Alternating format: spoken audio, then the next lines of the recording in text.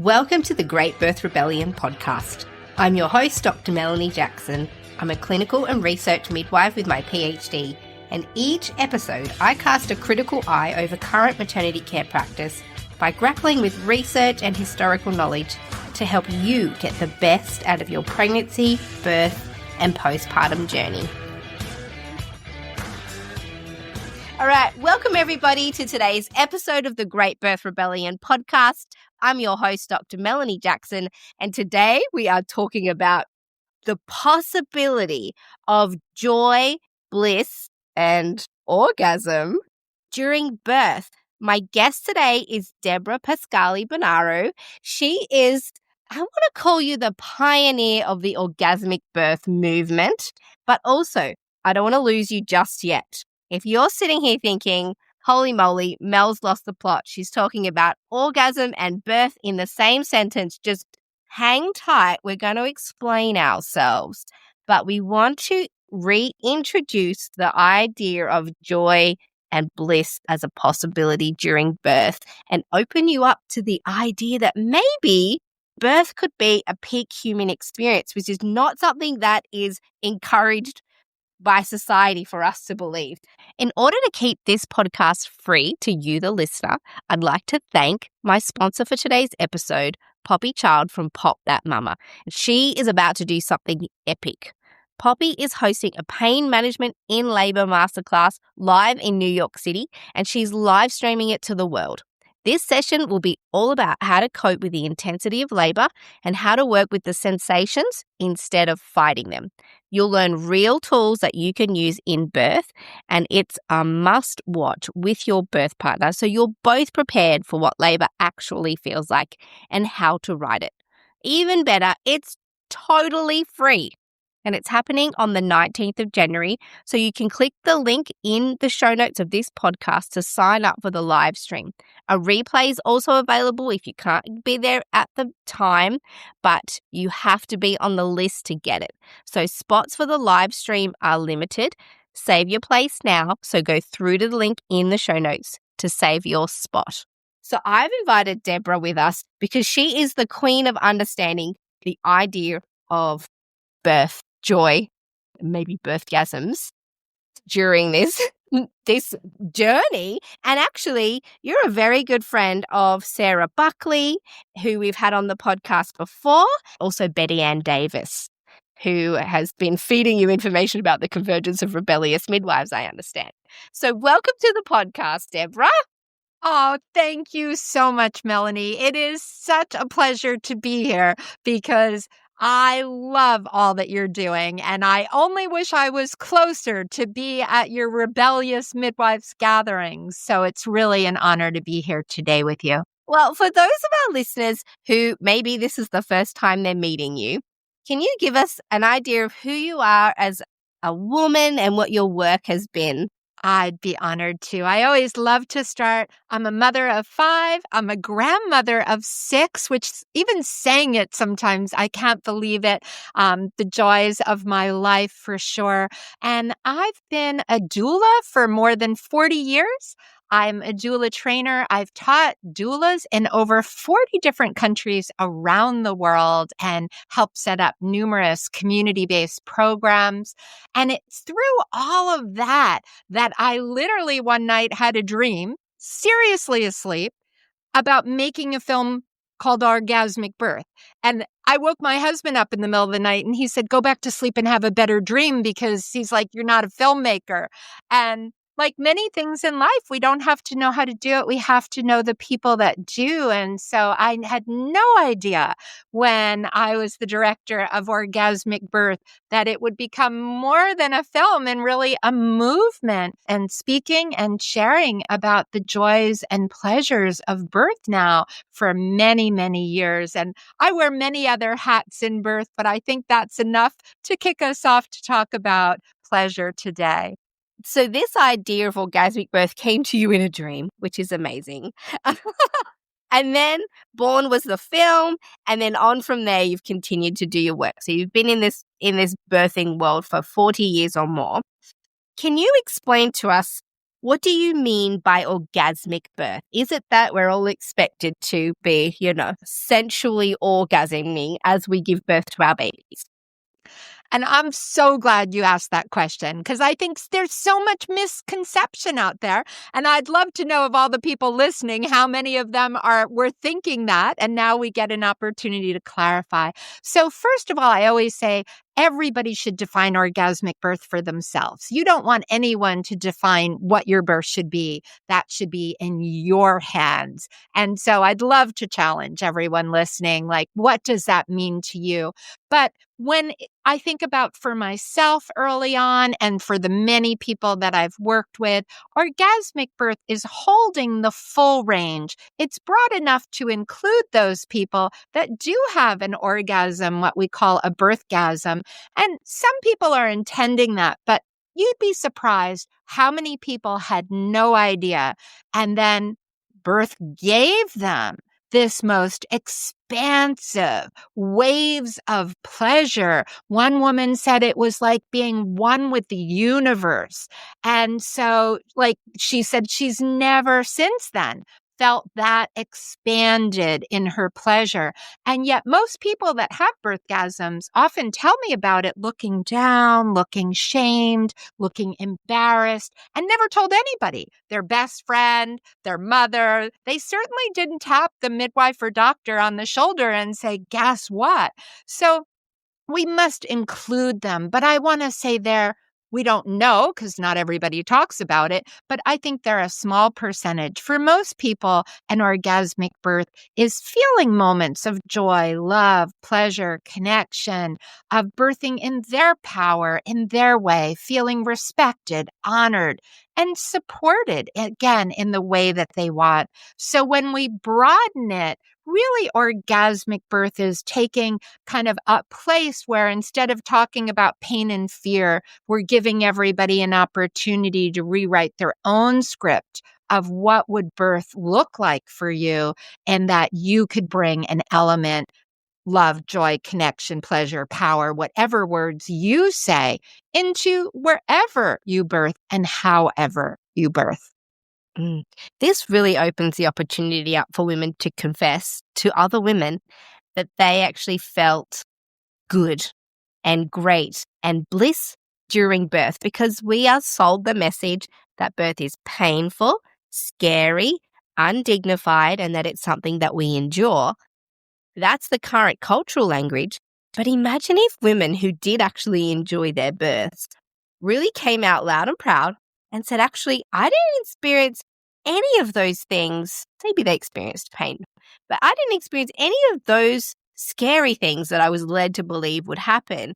Instead, I actually experienced, it was the most incredible experience of my life. And I know we were speaking earlier about my own example of what I wouldn't call an orgasmic birth, but it is orgasmic in the way that you described it, in a sense that I don't believe I've ever experienced the amount of bliss and joy that happened to me during my second birth. And if you've been listening to the podcast for a while, you will have already heard my birth story, but I'll give you a very short snippet because it's exactly what Deborah's talking about. I certainly don't think I had an orgasm. Maybe I did, I don't know. But in that moment, as my baby was emerging, I had the overwhelming urge to laugh and laugh and laugh, and verbally said, I am feeling so happy right now. This exact moment when my baby is coming out feels incredible. I recognize it as happiness, joy, elation. I was over the moon. And the words that came out of my mouth was, I can't wait to do that again. I felt high on the hormones of birth. And we certainly know that we're wired to do that. And we'll talk about that as well. So what you're offering is a completely new language to understand the experience of birth. Exactly. And that honors the fullness of it, that really honors that there's a huge range. But we've been sold this thing that isn't correct about birth being only about pain and fear.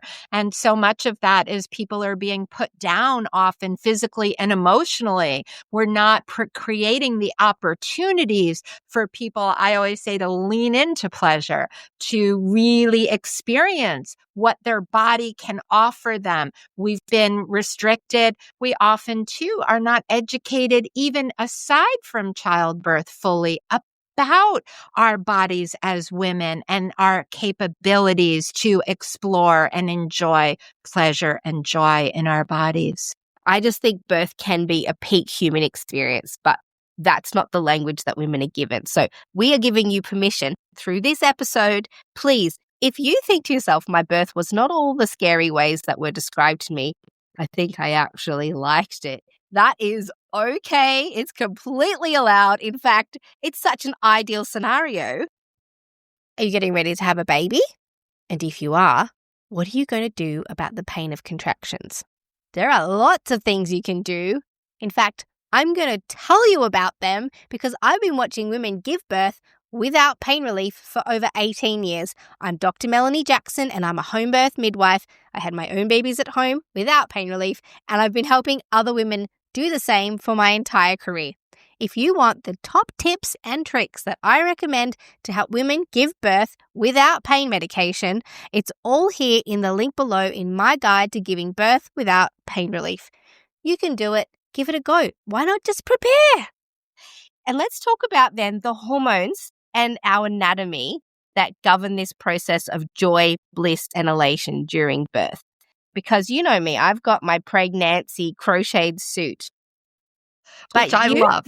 Which you love, and it's got full anatomy, but you've got a crochet creation that has even more full anatomy. Yes. Can you show us, if you're watching this on video, Deborah's currently holding up a full anatomy crocheted crafted yarn, what we're going to call pussy puppet.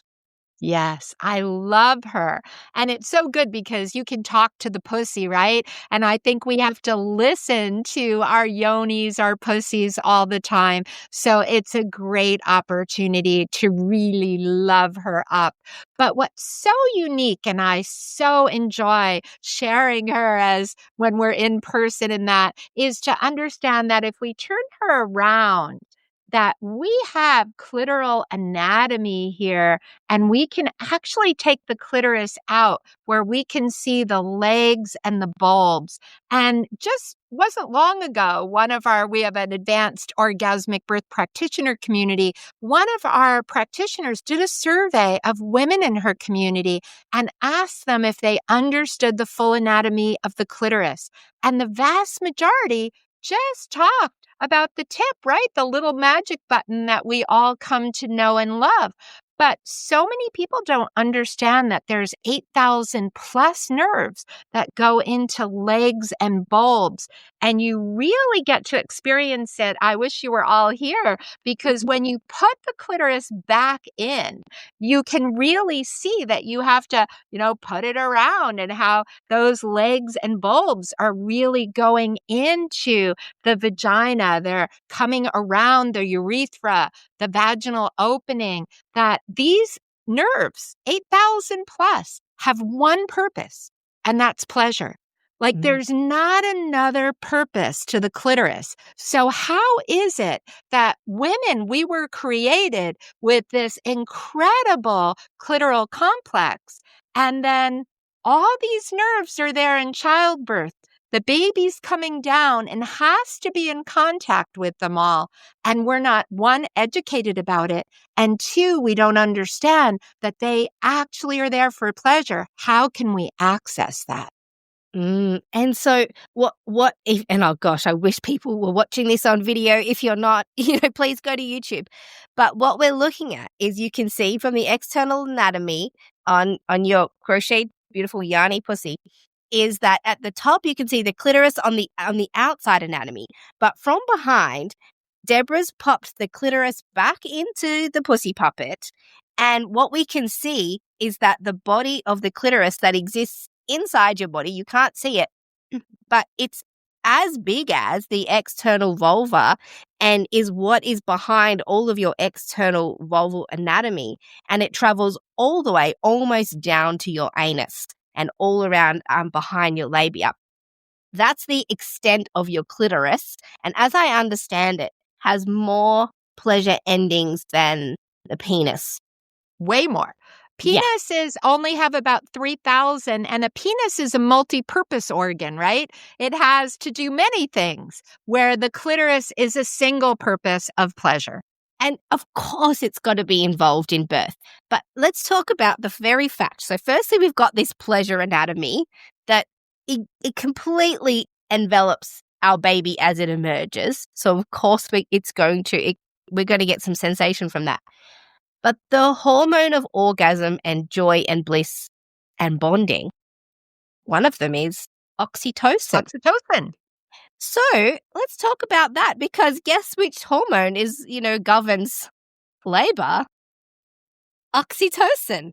And that's why, the famous quote years ago from Ina May Gaskin is the energy that gets the baby in, gets the baby out, right? Or the same place to make a baby is the right place to give birth to a baby, because the same conditions exist. Your body doesn't know the difference and say, okay, in order to have great sex or by alone or with a partner, right?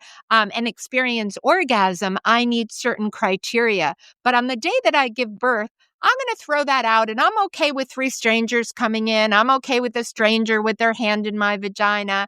I'm okay with all these things. No, your body needs the same conditions. So oxytocin is a shy hormone, right? It needs to feel private, safe, and that you feel unobserved, as defined by you. My great learning, as you said, from my dear friend and mentor, Dr. Sarah Buckley. But if we understand oxytocin and understand what we can do to help our bodies to produce it, to feel safe and private, then we can understand that correlation of how birth and intimacy are really one and the same. And we need to really talk about that. I think we do a lot of harm, especially for people that might be survivors of past trauma and sexual abuse. Feelings can come, situations can happen in birth that actually re-traumatize people. But by being educated on these connections, we can help provide healing. In our documentary, Orgasmic Birth, there's a great birth story of a survivor who really reclaimed her body and found great healing in birth. And I know you talk about this too. Birth is this day that can truly transform us. And for those that are saying, well, if you're blessed not to have past trauma in your life, then to understand this allows you to open up fully to birth in a way that we need to talk about. It's really missing right now. I think we've sterilized birth when we moved birth from home to hospital, and so many elements that would help us to achieve pleasure and joy and bliss and love and connection, sadly, were stripped away, and it's time to return them. I have to agree with you. I think in hospitals, our vulvas are seen as this passive passageway through which the baby just exits. The whole idea that birth is a social experience that needs to happen in private with safe people has been lost. The very function of the clitoris during labor and birth, I don't think it's even been explored or researched.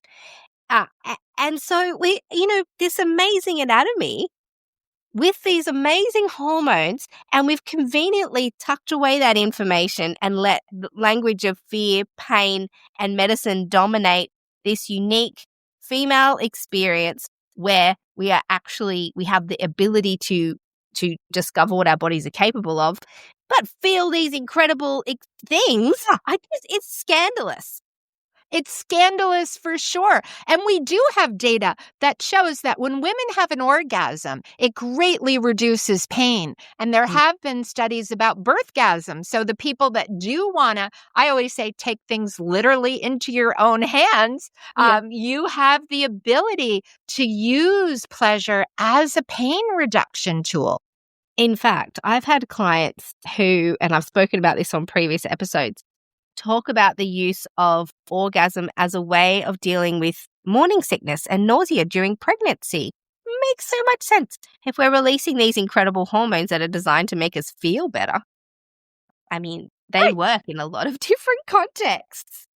A lot of context. I love these hormones, though. And I do want to just back to the hormones. There's Yes. oxytocin, but beta endorphin is important too because it's nature's kind of pleasure hormone. It's a pain reliever, and it also is part of orgasm. So we have both in birth and in pleasure, oxytocin, beta endorphin, and other hormones that are rising. And they rise in a very similar sequence in both situations, and they're blocked by very similar things in both situations.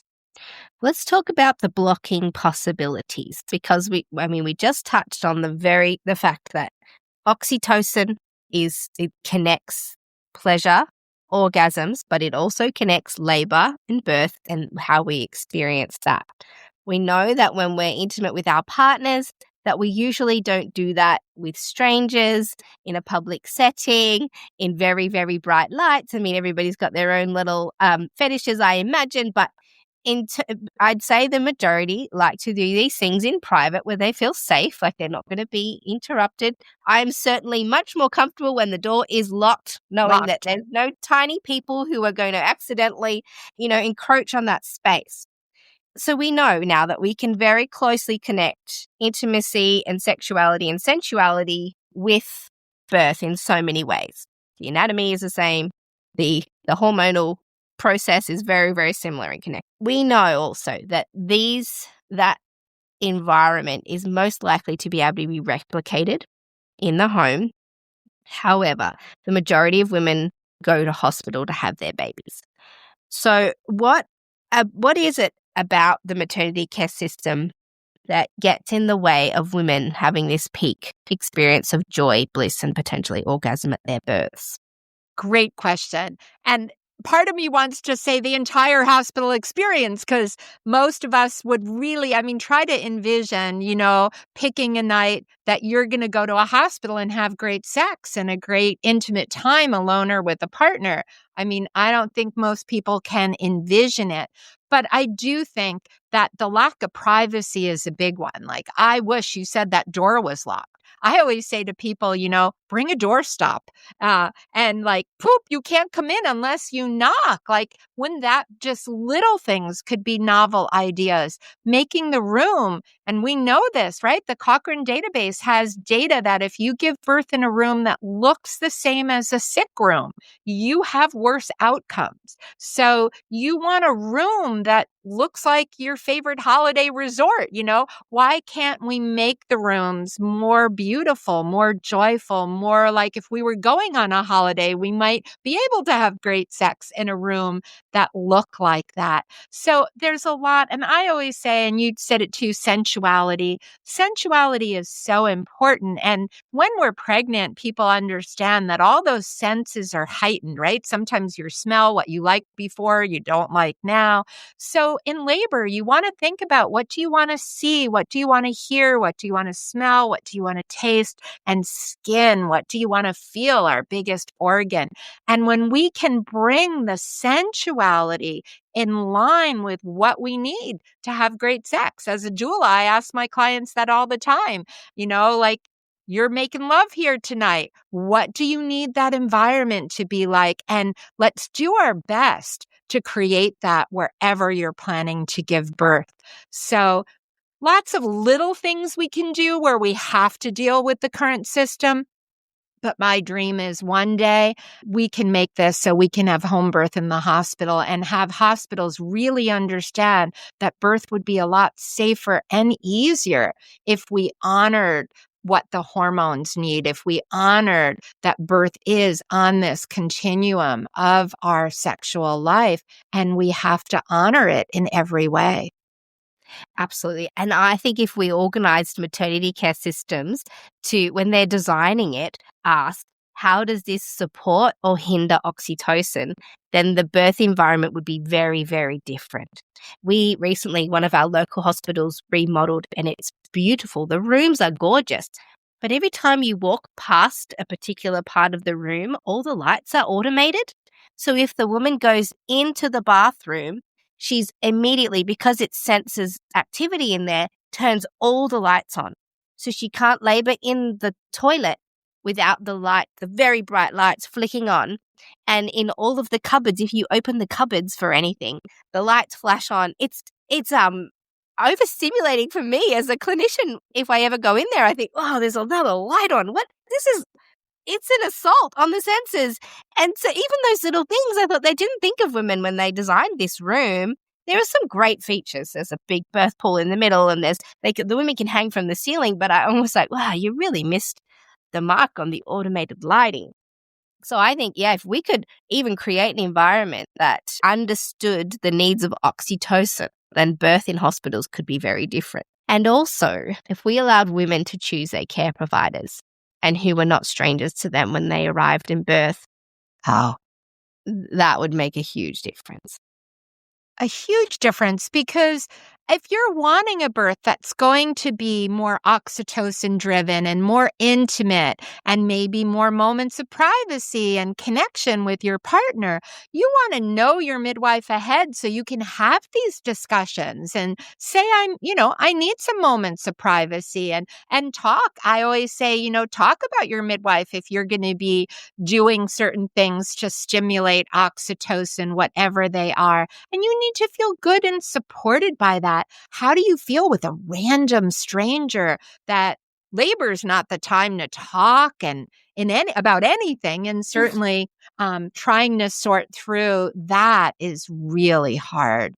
I have to just share one fun story, because years ago I was at a prenatal with a midwife, a good friend of mine, and we were attending a home birth. And just to understand how people need to talk about it, we asked some open-ended questions, as we always do, so people can share how they're feeling. This is like 37 weeks. We're getting really ready for the baby at any time. So we think we've covered everything, but is there anything else you want to share? And she says, yes, I'm going to be making some very different sounds. And we said, fantastic. We love kind of those birth sounds, and they're primal and they come at any point. And she said, yes, but you've never heard mine. And so we thought, okay, if this is a concern, we want to address it, right? This is the benefit of being able to know the people who'll be at your birth.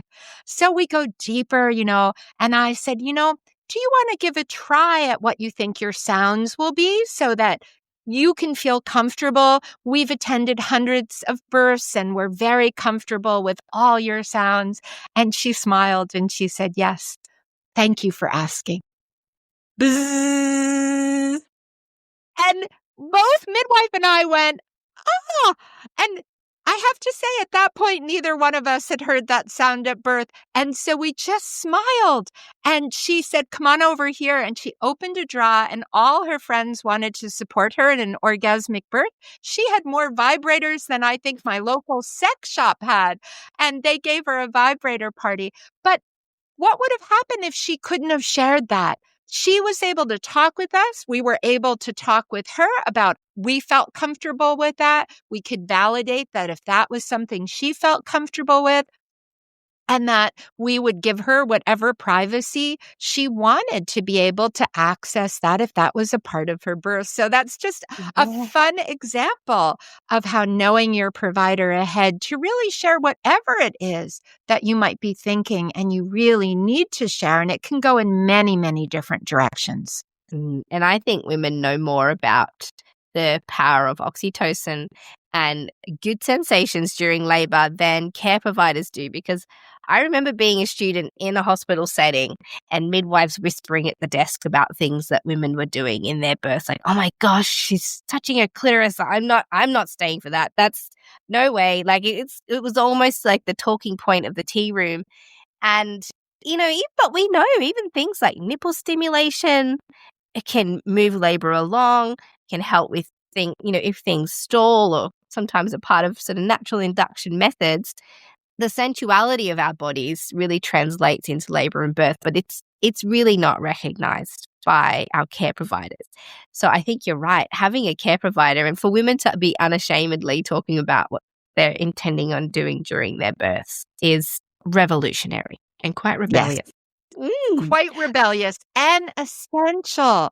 Essential, whatever it is on your mind, right? These discussions have to happen. Birth is such an intimate day, or 3 days, or whatever it takes. However long it takes.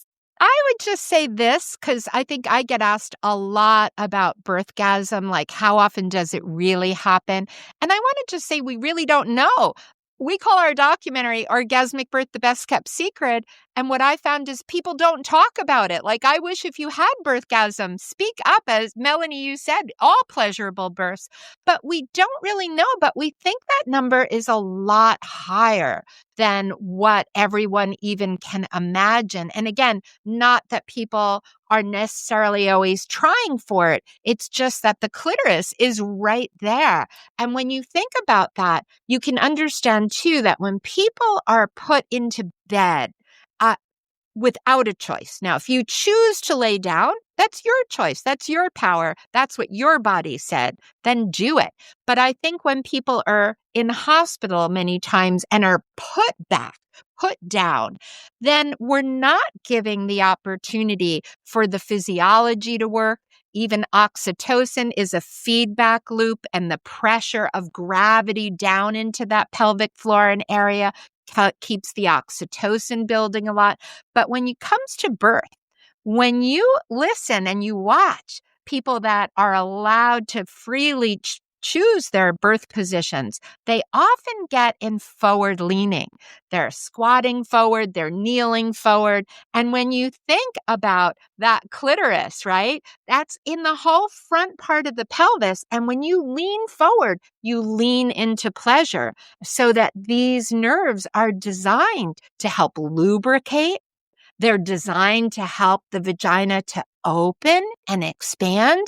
And think about how that must help birth a little bit, making it juicier and easier, and gravity. And again, we know that that is taking away pain when we're leaning into pleasure. So I think we have to start saying, would more people experience more things if we had vertical upright birth for everyone, if we supported people listening to their bodies and moving in their own way? And then it just makes me so sad that when people are put back, we're minimizing that pleasure, but we're also, how many people would feel safe, right, to allow your body to get juicy and open when you're spread eagle with strangers and other people telling you what to do?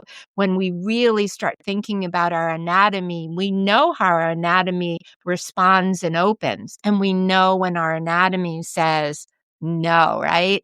That vagina says not now. And so I think we haven't really honored how many babies might be taking a different path to birth, because we're not, again, like you said, what will support oxytocin, but what will support women to feel safe, to be able to lean into their pleasure, to be able to allow their bodies to fully open with no shame, with the privacy and the care that they desire and deserve. We've spoken about the things that can block that, but maybe we can give a little bit of a roadmap to women who are listening to this and thinking, oh, how could I access the possibility of joy, bliss, and orgasm at birth? If a woman's planning their birth, what do you think they need to really consider if they want to open themselves up to this possibility? What could they do for themselves to maybe increase the chance that they'll have a joyful experience of birth? Listen to both our podcasts and listen to positive stories, right? And if there are is there is trauma, either in your own personal, how you were born as a baby, or in your ancestral line, really take time to address it, to heal it, clear kind of that path so that you're fully open to embrace more pleasure. But then I always feel that if you're not living with pleasure, it's very hard to call it in the time of birth. So I say to everybody, start a pleasure practice. Create a list of 10 to 20 things immediately, and I hope that list will grow to 30, 40, 50 things. But get a good list, even right at this moment, pause and write down things that bring you pleasure. And they should be 1 to 3 5-minute things. They can be short. They can be words that you like to hear, words that you say to yourself. I love to dance wildly for 3 minutes in the middle of the day, have a piece of dark chocolate, enjoy a hot tea. So start thinking of all the simple pleasures, and of course, throw in some long ones. So sex can be in there, but don't make that a 3-minute one, right? Enjoy that. Think about, I love long baths. What are the things that might be longer, you might not be able to do every day, but you'll weave into your week? And then make sure every day, and I challenge you, for the next 7 days, do 3 to 5 pleasures a day. And in a week, check in and see how you feel. And if you've created a pleasure practice, then you can start saying, okay, all through my pregnancy, I prioritize pleasure. And it's not just the good days. When you're having your toughest days, when things are hard, take that pause for pleasure. It will reset your system. It will lower your stress. And then you can start seeing how in labor, it's not to say you won't have pain, you won't have challenge, it won't be intense. But think about if in between sensations, you can pause for a minute or two of pleasure. Start weaving that pleasure into your birth in small ways. And that's how people really transform their birth experience. Knowing what we know now about the importance of positioning and of the environment and the people that are with us, then you can even further back in your early plans, see if you can manufacture a birth location and scenario and audience that are going to open up the possibility of joy rather than be barriers to that as well. Yeah, and as you were talking, I was just thinking about the little glimmers of bliss that women experience during labor and birth. Obviously, if it's uninterrupted and they're enjoying themselves, they've got the hormonal possibility. But I even think of, sometimes you put a cold washer on a woman's forehead and she goes, oh my gosh, that's so good. Little things when they first sink into the bath and they go, oh, that is so nice. This is the best. Little, an icy drink that lands in their tummy and they can feel it in there. Those little glimmers within the really sometimes difficult birth scenarios, you can find bits of joy. Sometimes, if you've got your children there and they come in and hold your hand and they say a sweet thing, or feeling the support of your partner, all of those things are joyful moments within birth. And thankfully, we're hormonally and physically wired to receive that. It's quite extraordinary, and it's just so sad. The whole possibility of that has been hijacked by how maternity care is set up. So my dream is that we have a maternity care system that values and favors oxytocin. I share that with you. I'm right there. So we're both working on it. Absolutely. Now, you've got a stack of resources that are available for women. If you want to explore the idea of orgasmic, blissful, and joyful birth more, this has been Deborah's life work. So where can women find you if they want to explore this further and they love this idea? Where should they look? Very easy because I'm Orgasmic Birth everywhere. So our website, orgasmicbirth.com. If you haven't seen our film, it's still there in, I think, 6 or 7 languages right now for rental or purchase, because it really does change people's view by seeing it. There as well, we have Pleasurable Birth Essentials, our class for expectant parents to really dive deeper into pleasure. And we even have advanced classes for midwives, doctors, nurses, doulas, and how do we kind of embrace that in our own lives so that we can support and hold space for clients to experience the fullness of birth. And we're on social. We're always having fun over on YouTube, Instagram, and our own podcast, Orgasmic Birth, with a lot of stories of people and how they found pleasure in their birth, and a lot of other people like you, Melanie, coming and sharing your great rebellious work with our audience as well. Beautiful. And I will make sure in the show notes below, everyone can find clickable links to all of Deborah's resources, so it won't be hard to find. Thank you so much for joining us at the Great Birth Rebellion podcast. We have changed the language around birth. It is entirely possible for you to feel joy, bliss, and maybe even orgasm during birth. We're wired for this. Why doesn't anybody say this louder? I mean, you have been. I've been saying it forever. But let's welcome this to the table as a possibility for birth. Thank you so much. Thank you so much. Wishing everyone pleasure in your day and definitely in your birth. Fantastic. That has been today's episode of the Great Birth Rebellion podcast. We've been here with Deborah Pascali Bonaro, and I'll see you in the next episode. To get access to the resources for each podcast episode, join the mailing list at melaniethemidwife.com, and to support the work of this podcast, wear the rebellion in the form of clothing and other merch at thegreatbirthrebellion.com. Follow me, Mel, at Melanie the Midwife on socials, and the show at The Great Birth Rebellion. All the details are in the show notes.